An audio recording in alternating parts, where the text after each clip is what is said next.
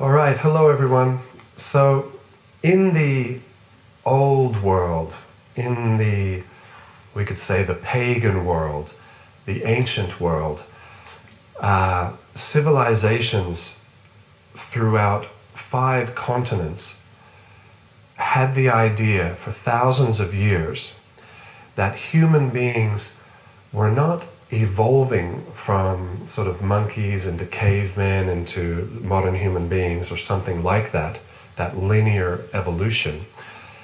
In the old world, ubiquitously throughout all the ancient cultures, or most of the ancient cultures that we know about, they thought that we were descending through 4 great ages of the earth, that we had, as a human civilization, begun in something like a golden age where humans lived for thousands of years and were sort of divine, majestic, noble creatures full of virtue, tremendous strength and intellect and beauty, and that we have gradually descended from the golden age to the silver age to the bronze age to the iron age, where now we only live up to 100 years and we're relatively very weak and foolish and petty and always quarreling and full of anxieties, and our memory and our beauty and our health is very poor. And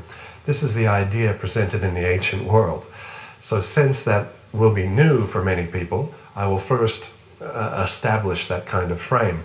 So in the Norse Eddas, I'll give a few examples here of this ancient understanding. In the Norse Eddas, so this is a sort of literature, collections of literature coming out of pagan Northern Europe through oral traditions and writings that have been lost to history. And they've come down, they're sort of like folk tales mixed with history, mixed with mythology, depending on your perspective. But in these Norse Eddas, we are presented, as I am, presenting it, with that human civilization is descending through these 4 great ages. The first is an age of peace, sort of noble, peaceful, wise, virtuous age of humanity. Then into a sort of slightly more sort of degradation or corruption slightly enters. Human beings are not living quite as long. There is need for social order now and governance and things like that. And then a further descension into another age where there's still courage and honor and things, but human beings are more selfish, more foolish, shorter lifespans, less strong, less intellectually capable. And finally into the 4th age, which we are currently in, called the axe, sword, the age of the axe, the sword, and the cloven shield. And that this age is very degraded, and human beings only live up to 1 century, only live up, roughly to 100 years, very foolish, petty, always quarreling and fighting and war and selfish and all this stuff. And then at the end of that, the age of the axe, the sword, and the cloven shield, that there will be Ragnarok, and this being from the underworld, this sort of great serpent, dragon-like creature, will breathe fire, and sort of there's like a devastation, and then a renewal, and another golden age, another age of peace will begin. And in this way, there are these sort of great cosmic seasons cycling through vast lengths of time. We also find this in the ancient Greek history. For example, the ancient Greek author Hesiod, in his book Works and Days, outlines what he calls the Golden Age, the Silver Age, the Bronze Age, and the Iron Age. And that in the Golden Age, again, same idea. Human beings are long-lived, beautiful, powerful, wise, virtuous, and they gradually descend right down to the Iron Age, where they only live up to 1 century and they're very weak and petty and so on. which is the age we live in now, apparently. So that's there. There's other Greek authors also. Dr. Richard Thompson gives one example in one article he wrote of the Greek historian Aratos. So this is coming, I think, just before Aratos, I think, is perhaps just before Socrates in terms of when he was born. We have Socrates, Socrates' student Plato, Plato's student Aristotle, Aristotle's student Alexander the Great, and then just before Socrates we have this ancient Greek historian Aratos. And we get a kind of indirect reference to the four great ages there. That this celestial being, Virgo, the sort of goddess, was living with human beings during the Golden Age. Something like the idea that birds of a feather flock together. So because human beings were practically in quality almost divine, celestial in their behavior, in their speech, in their bodily beauty and strength and intellect, their wisdom and so on, that Virgo was sort of at home or living in harmony with human beings at that time. And then when we descended into the Silver Age, that human beings, some degradation entered, some corruption entered, and now Virgo did not feel at home anymore, but she would sometimes visit the human civilization in order to encourage them to be better.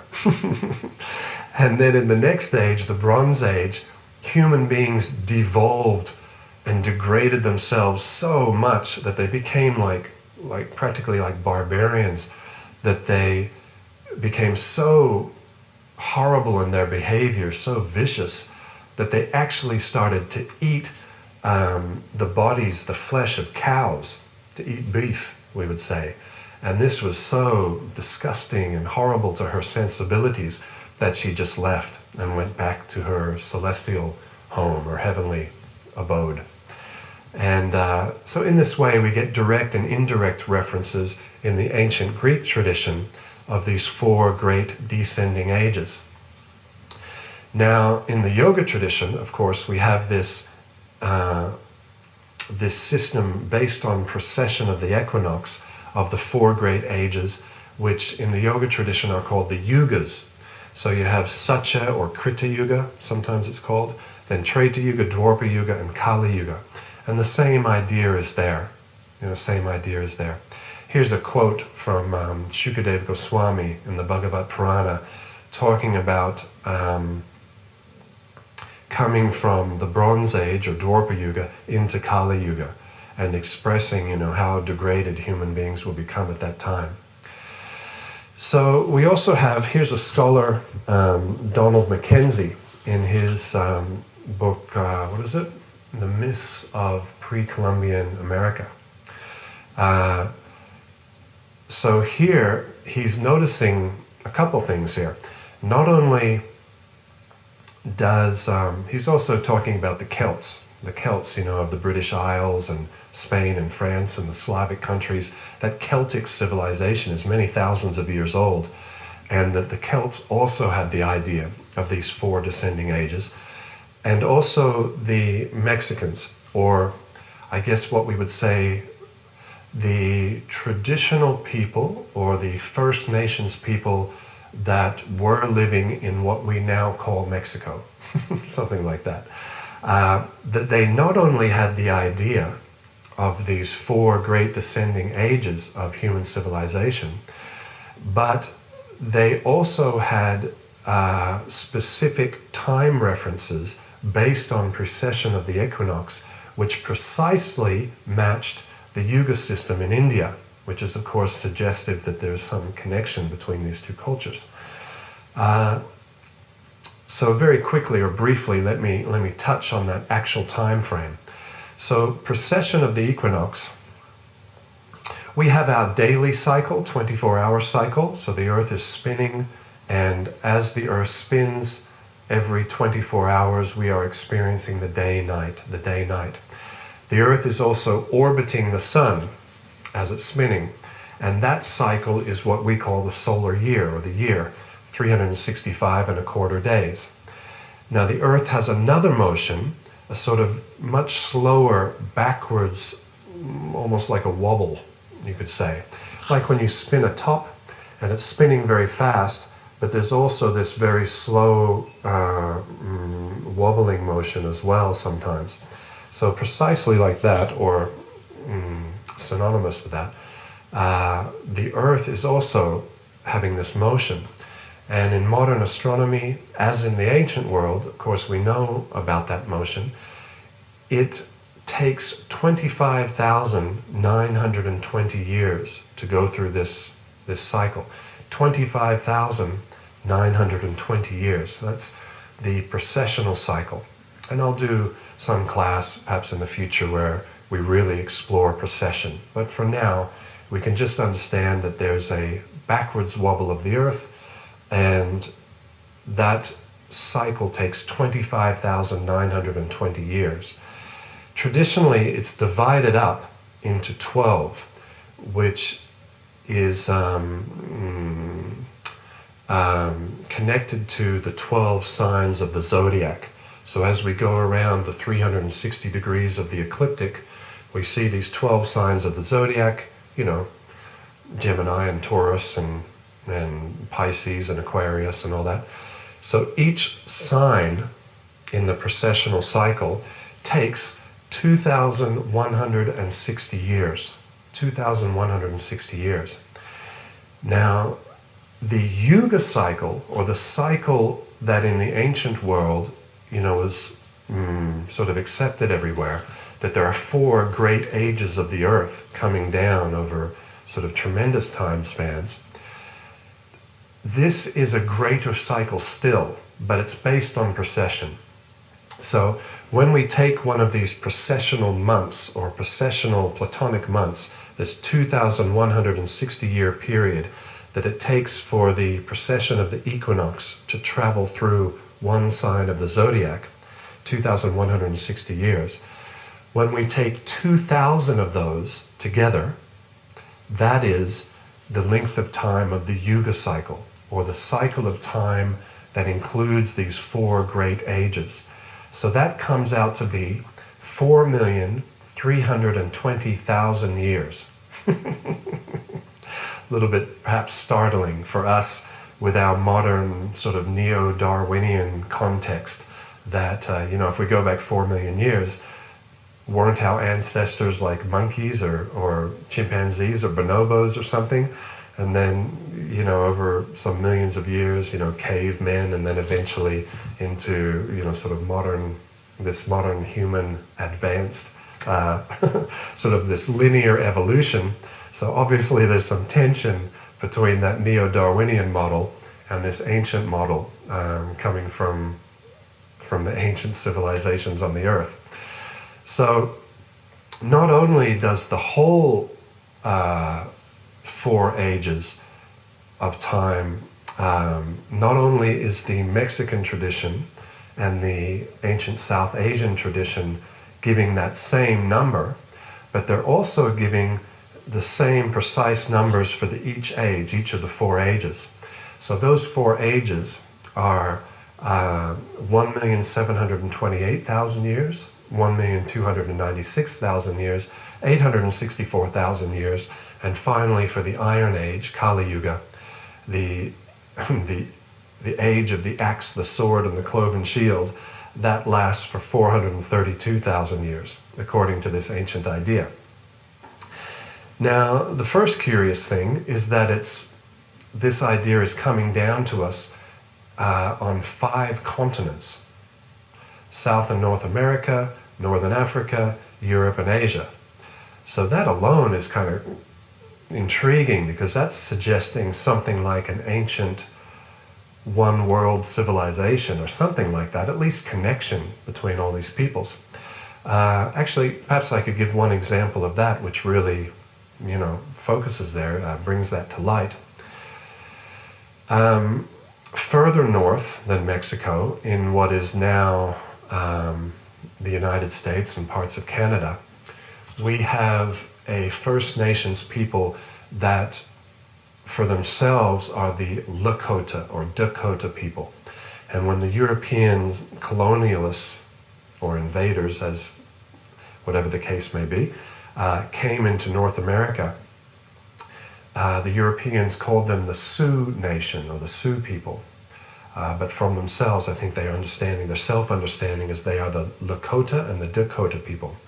Now, this nation, millions of people, this nation also had the same idea: 4 great descending ages of the earth, great descending ages of humanity. And they had a kind of symbolic representation that there is a sacred buffalo who stands in the west and holds back the waters of devastation, holds back the flood waters. And this ancient sacred buffalo in the Golden Age has 4 legs, and in the Silver Age has 3 legs, or 1 leg is broken, and in the Bronze Age 2 legs are broken. And finally, in the Iron Age, in the age that we are living in now, this bull, this sacred buffalo, only has 1 leg left. And gradually, over the course of this age, even that leg will be broken. And when that happens, the flood waters rush in, and there's a devastation, somewhat like this Ragnarok idea. And then again the cycle begins again, and the earth is rejuvenated. Something like we go from the middle of winter and then back to springtime, and the earth is rejuvenated again. So if we consider that sort of mythology, or that symbology, that symbolic representation, the sacred buffalo losing 1 leg each age, and then we look at ancient India, in the Bhagavad Purana again, I think it's also there in the Mahabharata and some of the other Puranic literature, you have the same symbolic story, but this time it's the bull of Dharma. So Dharma in this context means justice or virtue. So the bull of Dharma in the Golden Age, in Satya Yuga, Krta Yuga, the bull of Dharma has 4 legs, and in Treta Yuga 3 legs, and in Dvapara Yuga 2 legs, and in Kali Yuga the bull of Dharma is left with only 1 healthy leg, and gradually over the course of Kali even that leg is broken. And then Kalki comes, there's something like a devastation, like the flood waters in the Lakota Dakota mythology, or Ragnarok in the Scandinavian tradition. There is Kalki comes, and there's kind of like a devastation. There's a very, sort of destructive event, and then a renewal, and back to the Golden Age, back to Satya Yuga. So you see how close these stories are, and because of such specificity, we would presume that there is some connection between these ancient cultures. So, all right. Now, one thing about these 4 great ages is that in the yoga tradition, we are given the date very precisely of when Kali Yuga began. And unlike, going millions of years into the past for the Golden Age or Treta Yuga or something like that, Satya Yuga, Treta Yuga, this is only 5,082 years ago. 5,082 years, 1 month, 11 days, and about 14 hours ago. And this date comes down to us not only through the South Asian, Indian astronomers like Aryabhata, but this date is coming down in the Persian Empire, it's coming down from the Babylonian astronomers. It was even presented in medieval Europe, in that sort of Christian Europe context, as a prominent date for the flood, for Noah's flood. So this date is coming down to us through many different sources, that something amazing happened on this date. And astronomically, it's it's not only being presented that the Iron Age or the Age of Kali began on this date, but there's a very specific astronomical event, and that is that all the planets in the solar system, at least the Sun, the Moon, Mercury, Venus, Mars, Jupiter, and Saturn, these kind of 7 celestial bodies, they all lined up. In astrology, you call that in astronomy, you call that a conjunction of the planets. So if we're high up on a mountain in the country, away from the city lights, and you can see all these celestial bodies with the naked eye or through a telescope, you would see that they're all coming in one portion of the sky, sort of conjunct. They're all in a line. So it's not that Mars is over here and Venus is over there and Jupiter is over there. They're all together in the sky. So that's something that we can test in modern astronomy.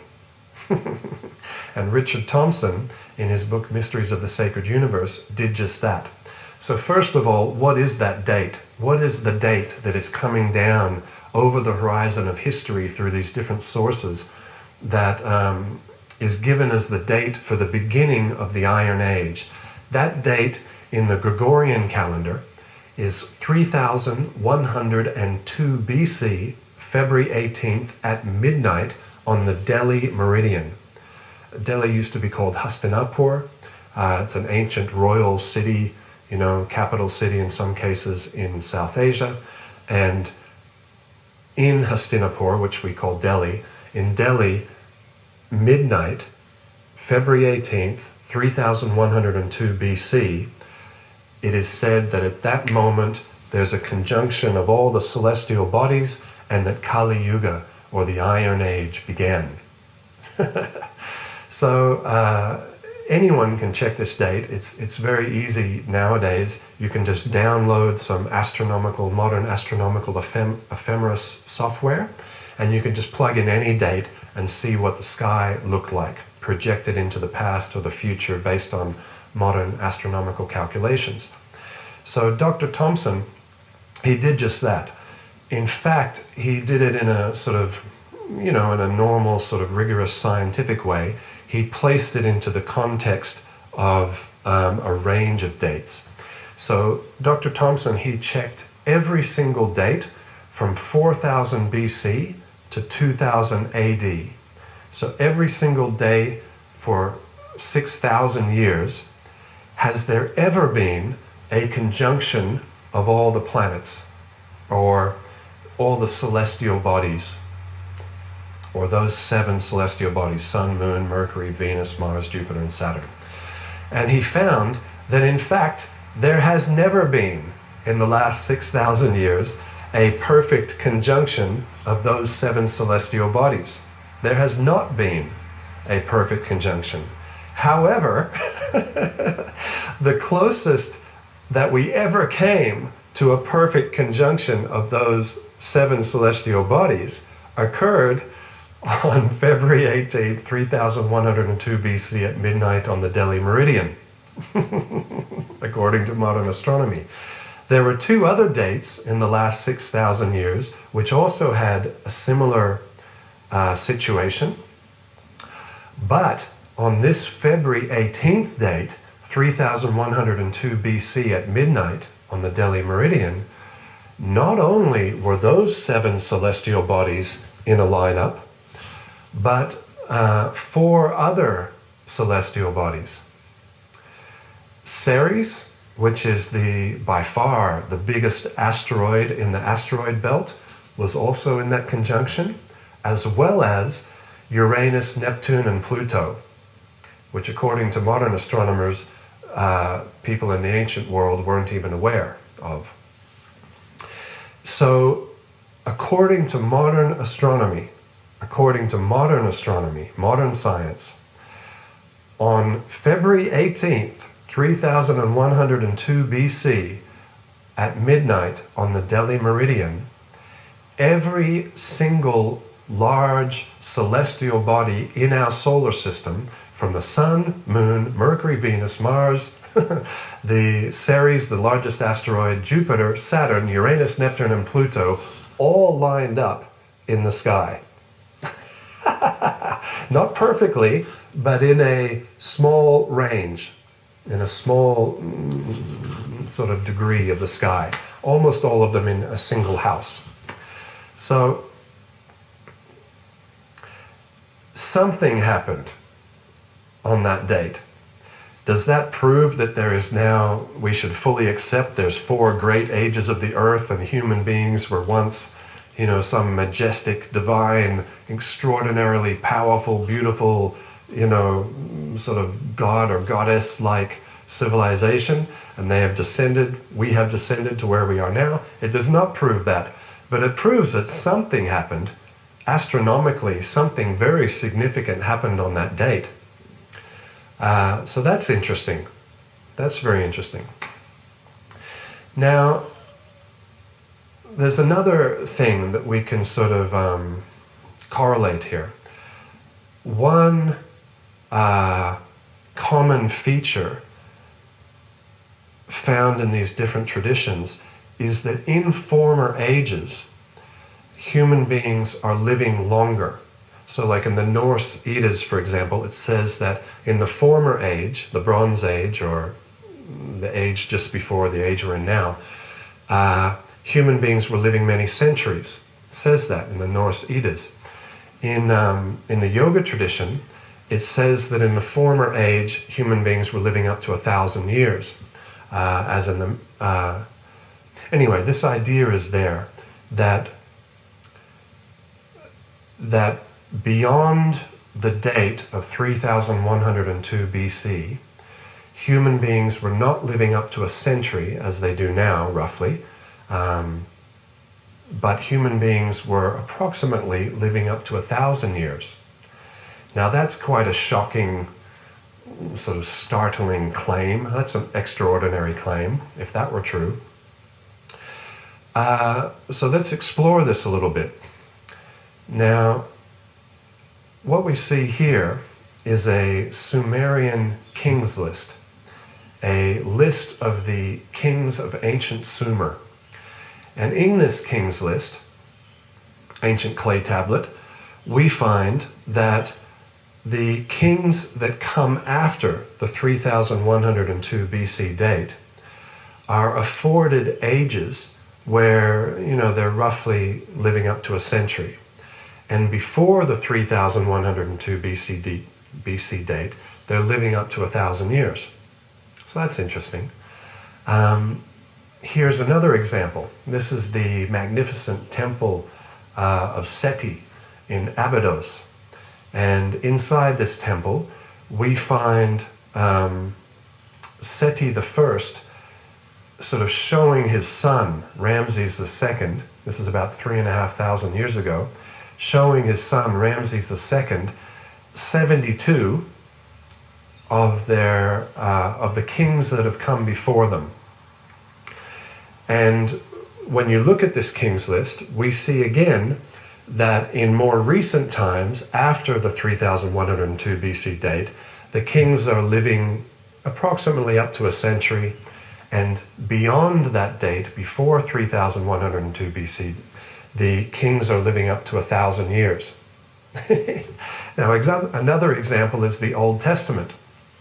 So, of course, in our culture, we have a kind of civilizational understanding of Noah's flood. People understand that reference. So, Noah's flood is not exactly, the changing of an age, but it's something. And before the flood, and it's roughly the same time frame, about 3000 BC, or perhaps a little bit closer, a little bit more recent, that before the flood, the genealogical table is affording human beings a lifespan up to 1,000 years. So instead of like today, where we might live 70 or 80 or 90, they are living 700 or 800 or 900 or a bit more years. And then after the flood, the human longevity quickly decreases, and we're living, up to a century. Here's another example. This is the Jagannath Temple sort of a prestigious, ancient, great temple in Orissa in India. And the temple of Jagannath, Baladev, and Subhadra, often known as the Jagannath Temple. So in this temple, we also find a record of the king's list from about 3100 BC right up to the 19th century, all the leaders of India during that time. And we see again the same old pattern, that human beings were living up to 1,000 years, and after the 3102 BC date, human longevity quickly decreased, and within a few centuries, human beings are only living up to 100 years. So this idea, again, certainly not proof, but it's not nothing either. It's not nothing either. When we see such an astronomical,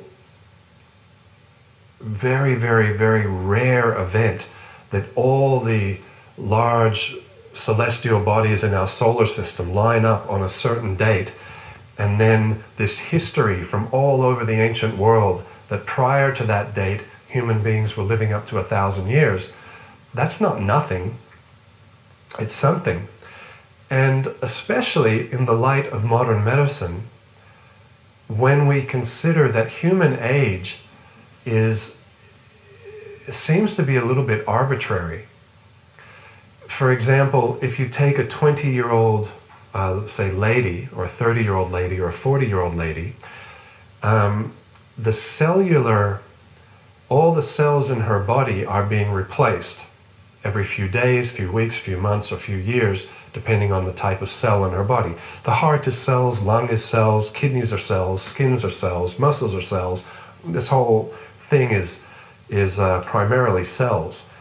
This whole, these bodies.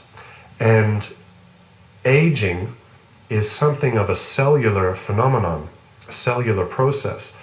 And you can assess a cell's sort of age based upon telomeres and so on. But for some reason, when the cells are being replaced, there's this aging process that's going on. Yet, she is able, at least the ladies are able, to produce fully new, rejuvenated cells, which they do with the fetus and with the infant, which she then may give birth to, a fresh new baby with sort of pristine, fully rejuvenated cells. So here we see an interesting phenomenon, that the lady's body is actually able to make fresh new cells. Yet, our bodies, it's almost like this is something like a computer or a mechanism, like a biological machine, and that there's a sort of software, like a computer program, which is somewhat arbitrarily creating the phenomenon that our cells are aging at a certain rate, which creates a lifespan of approximately 60 or 80 or 100 years. And but this may be arbitrary, because we have the example in pregnancy and birth that the lady's body, the adult human aged body, can create fresh new cells. Interesting. So there was an ancient philosopher, not so ancient, 2,000 years ago. His name was Flavius Josephus, and he was quite a prominent person in the 1st century AD in the Roman Empire. He was of sort of Jewish aristocratic birth, and I think he spent half his life, or a period of the end of his life, in Rome. And he was aware of many ancient historians that we are no longer aware of. Of course, we know, like the burning of the library at Alexandria or things like that, gradually we've lost knowledge over time in some cases. So we're looking back sort of over the horizon of time, or to the horizon of time, and we see Flavius Josephus there, 2,000 years ago, almost halfway to the beginning of the Iron Age, and he is saying that the ancient historians for him, all the ancient historians in deeper antiquity, are presenting that before this 3102 BC date, human beings were living up to 1,000 years. And so he's not dogmatic about it. He says, let everybody just judge this for themselves. But he's also suggesting, as I am, that we don't immediately just throw out the testimony of the greatest historians of antiquity in all these amazing civilizations of the past. Even today, like in a court of law or something like that, you can gather a group of experts in history or in chemistry or biology or physics or whatever, and if all the great experts in one field agree to something, it's possible that they're wrong, but it's still a sort of powerful testimony which you can use in the court of law, you can use in the peer review, you can use at an academic or scientific conference. If all the great physicists in the world, the most respected, prestigious, educated physicists, they all agree on one sort of conclusion, then that carries weight. That carries weight. So in the ancient past, as far as we can tell, all the great civilizations of the past that we are aware of are presenting to us, in many cases, that there are 4 great ages of the earth, and that one of the characteristics of these 4 great ages is that human beings are descending in their longevity, among other things, like virtue and bodily strength and beauty and memory and so on. Another example is that in the yoga tradition, this sacred South Asian spiritual tradition, you could say, the writing of these ancient texts, the Vedic texts, is presented not as an advancement of human civilization, but as a necessary crutch for the very degraded, foolish, stupid people of Kali Yuga. The people have become so dull and their memory so slow, and there's so much chaos in society and the rising and falling of civilizations, and that we can no longer, as in former ages, it's no longer the case that we can simply hear a spoken book, you could say. We can no longer listen to, say a multi-day presentation of some book and memorize it perfectly for the rest of our life, as it was in former ages. That now we actually are going to have to write things down. And the great avatar, the sage, Vedavyas, Dvapara Vyasadeva, this great sage, is coming down and having to divide and compose this ancient Veda, this ancient knowledge, into sort of digestible little pieces for the foolish, silly, short-lived, poor memory people of Kali Yuga. And that even after Vyasadeva did that, at a certain point, we even had to write it down because our memories are so bad. We get a similar idea in Shwala de Lubic's, in the Egyptian history. He's sort of making a similar point. He's saying, in the beginning of the Old Kingdom Egypt, we see that when we first become aware of writing, it's not this kind of crude, rudimentary beginnings of writing, but rather it's this high civilization passing down to us writing in an extremely refined, sophisticated state. In fact, not only the writing, but the architecture.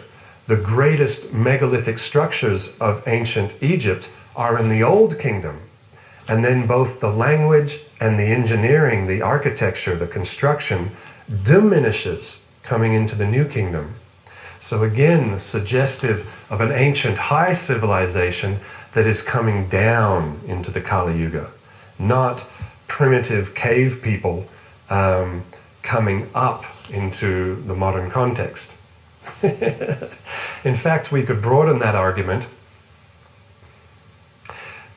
If we look at this as a theory, if we temporarily set aside the neo-Darwinian model and we go, okay, in the ancient world, they're seeing things very differently. They're seeing that there are 4 great descending ages of the earth. That's temporarily, as an interesting, intriguing thought exercise, let's sort of follow this down the path. Let's look, is there any evidence for this? In other words, over this 5102 BC date, the theory that's being presented here is that there was a higher civilization, that humanity was in a more majestic, noble, thoughtful, virtuous state. And therefore, if that theory is true, or has any validity at all, we would expect to see some remnant of that, some evidence for that. And do we? Well, like in Schwaller de Lubec's, mathematics, astronomy, metrology, engineering, architecture, construction, we actually do see something like that in the great sort of architectural wonders of the ancient world, which are somewhat incongruous with this idea that, oh yes, they were hunter-gatherers in the Stone Age, like cave people, and then suddenly, boom, this incredible architecture all over the world. Tiahuanaco, Sacre Human, the constructions throughout Egypt, or consider, for example, the Temple of Jupiter in Baalbek in Lebanon. I mean, just look here, even in ruins, at least to me, like there's some majesty here, there's some glory here, there's the ruin or the remnant of something glorious and noble and majestic sort of coming down to us here. Now this Temple of Jupiter, this is built in the Roman times, therefore it's only a couple thousand years old. But that temple is, controversially, built upon a platform which displays various indicative symptoms of much older construction. It's in a different style. So it seems that this Roman Temple of Jupiter was built on an even older ruin, which is now sort of lost in the mists of time. And that structure, which we can see there at the base of the temple, some of the pieces of stone are over 1,000 tons. Now, that's too much for the Romans, most likely. We have no other example of that in Roman construction. Not only that, in our modern world, I mean, working with 1,000 plus pieces of stone, moving them into place and fitting them like a jigsaw, would stretch us to the very limit of our engineering and construction capacity, perhaps even exceed that limit. It's no small feat, and this is thousands of years ago. Obviously, this is incongruous with any kind of hunter-gatherer caveman type of situation. This is, are we really confronting the nature of the ancient megalithic architecture that we find in ruins or in remnants scattered throughout the earth? Are we really confronting the extraordinary degree of technology that we see here? And there are other examples also. I'll give one more example. There are many, and we can present them in future classes. Another example which fits the theoretical model that human civilization is coming down from some former highly advanced, majestic, sort of noble civilization, is language. The oldest languages in the world, these sort of older, prestigious languages, Latin and Greek and ancient Persian and Sanskrit and so on, are in many cases far more sophisticated than modern languages like the English that I'm speaking now. So how is it? I mean, just read the conversations between Odysseus and Achilles, or look at the the exquisite nature. Krishna's first wife was called Rukmini, and their conversations, Krishna and Rukmini speaking with each other, are recorded there in the Bhagavad Purana. Now, whether that's mythology or whatever that is, just look at the quality of their conversation. This is thousands of years ago, certainly. The exquisite tenderness of their romantic interaction and the words they speak to each other and the way they joke and move each other and interact as husband and wife. It's so refined. It's so exquisite in its nature. This is the Stone Age. This is the time of, dirty, hairy, sort of grimy cavemen with rotten teeth throwing spears. It's not. Like with Shwala de Lubick's, when we approach this 3102 BC date, we see that language in many cases is extremely sophisticated, more eloquent and refined than we speak today. So again, indicative of something like these four great ages, or something like ancient, you could say high civilization in deep antiquity.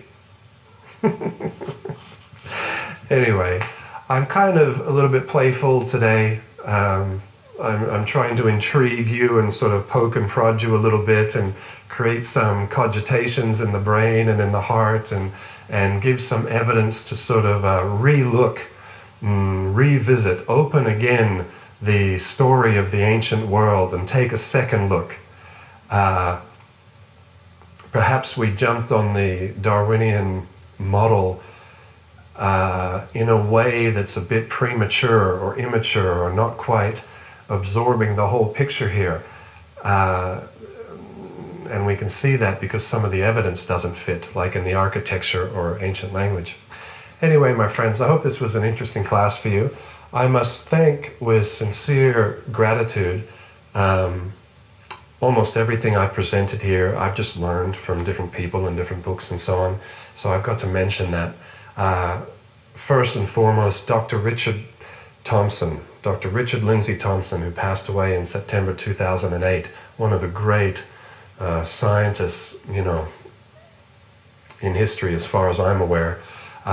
He presented many of these topics in Mysteries of the Sacred Universe. Michael Cremo, in his books Forbidden Archaeology and Human Devolution. Randall Carlson, who correlates the geological history of the Earth that we know from the fossil record and the geological record with precession of the equinox, especially in terms of cataclysm. Graham Hancock, Robert Bouval, Dr. Robert Schoch, John Anthony West, Livio Stachini, Shwala de Lubick's. These people have all been so inspiring for me, and if you're interested in these kind of topics, please check them out. All right, my dear friends, I hope that was interesting. Thank you very much.